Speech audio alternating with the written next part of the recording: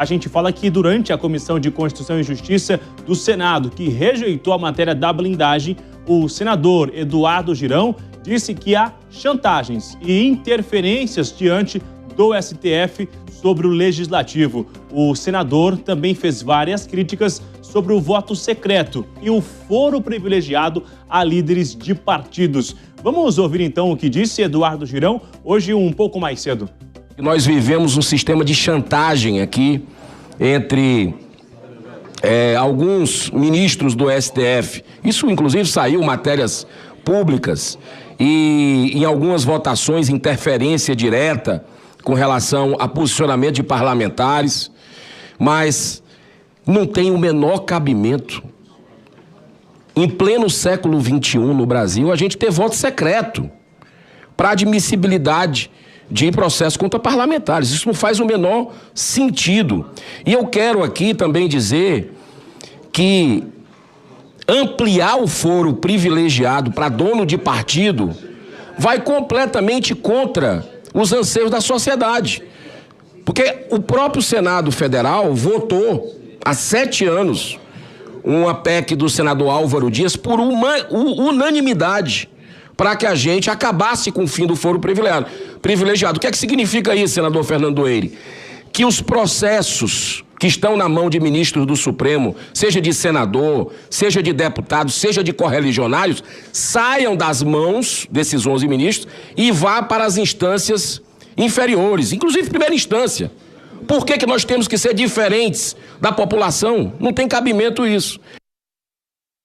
João, o senador Eduardo Girão faz uma fala sobre a interferência do STF, que fica sempre nesse chamado ativismo judicial. Mas é importante a gente também entender que o Supremo, ele só age quando alguém vai até o Supremo Tribunal Federal. Então não seria a hora, de fato, de rever quem está autorizado a recorrer ao Supremo Tribunal Federal para judicializar um assunto que é de responsabilidade do Congresso?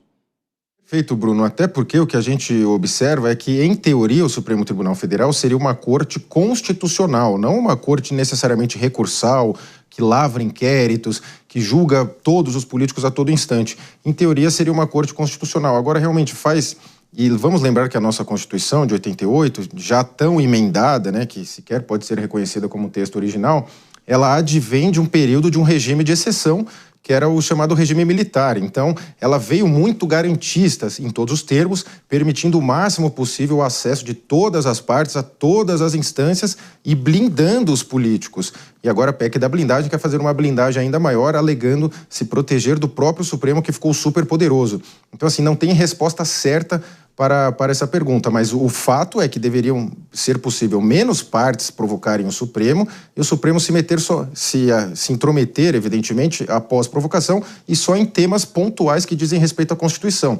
Aí que entra o grande problema. A Constituição brasileira, ela abrange todos os temas da sociedade. Então, infelizmente, tudo acaba no Supremo, que nunca se esquiva de decidir. Decide mesmo todos os temas. Agora, João, para a sociedade em geral, essa questão do foro privilegiado é um tapa na cara, né? Porque a gente acredita que todo mundo, segundo a lei, é igual, mas não é bem assim. Os deputados já têm muitos privilégios. Eu acho que por isso que causou uma revolta tão grande essa PEC da blindagem, né? Eles se blindarem ainda mais dos privilégios que eles já tinham, né? Não, justamente. E agora eles se blindaram ainda mais na Câmara, agora o Senado acabou vetando na Comissão de Constituição e Justiça, argumentando que estão sofrendo a violação de suas prerrogativas por parte do Supremo.